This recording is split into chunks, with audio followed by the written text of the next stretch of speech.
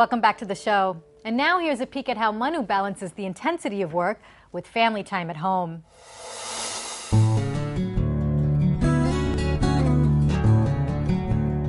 I met Manu in Bombay actually. I was working with Singapore Airlines at the time, and I was there for a workshop in Bombay. My sister used to live there then. And Manu's cousin and my brother suggested we meet up. So we met. It's going to be 24 years next year.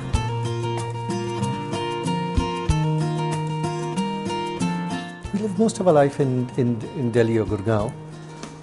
Short stint in Bangkok. In fact, our last posting out was Bangkok. Got back about a year and a half ago. The boys went to school there. Varun's 21, Adhiraj is 18. My elder son, who's now studying in the US, so he's gone back to school.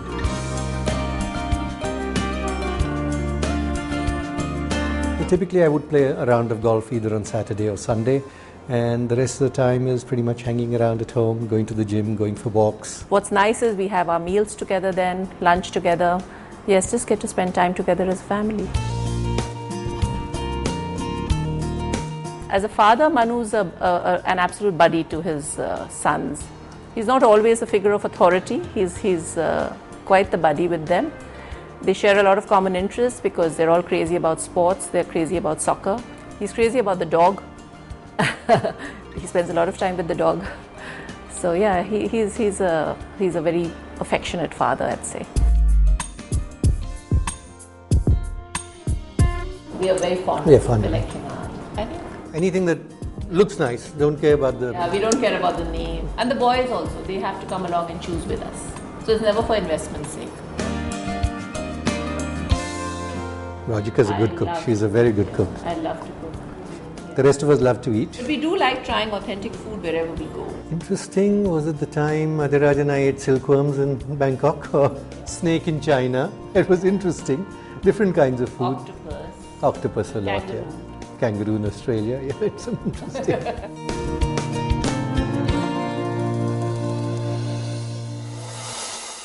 So you had a 3-year stint working in Bangkok for PepsiCo.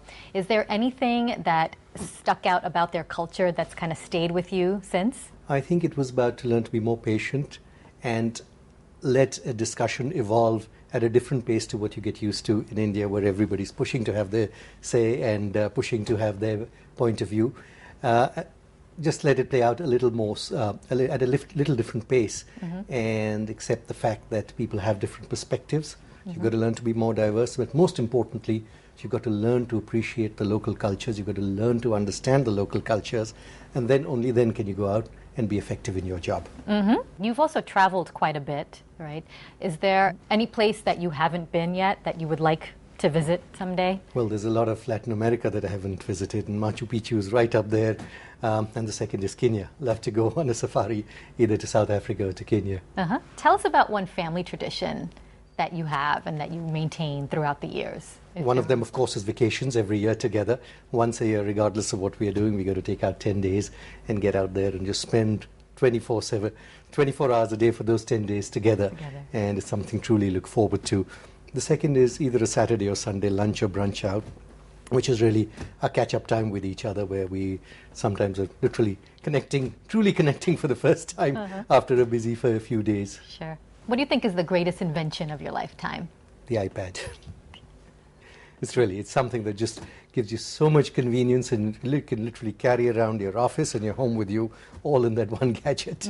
Name one thing that you think you're really good at and one thing you think you're really bad at. I'm bad at being patient. I'm a very impatient person. So see, that was easier to come out with. I think I'm good at being able to arrive at logical business decisions basis, just understanding business levers and truly getting into the detail and really getting to the root cause of what needs to be addressed and then acting on it. If you could swap places with any one celebrity for a day, who would you choose and why? Tiger Woods. I just think he's a phenomenal golfer. And I'd love to be able to play golf like that for a day, even if just for a day. What would you like to be doing in 20 years?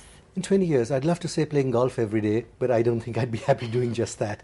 It would be a combination of giving more time to leisure, to equally finding opportunities to give back to society, whether it is through teaching or sharing of experiences or doing the right working with the right organizations for conservation, I'd love to do something on animal welfare. So there are a number of areas that I'd like to get involved with and really utilize my time differently.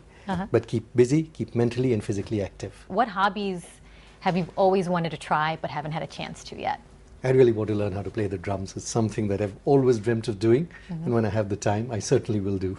And when you were in school, what was your toughest subject and what was your easiest subject? Toughest was Sanskrit. That was an easy one to come with.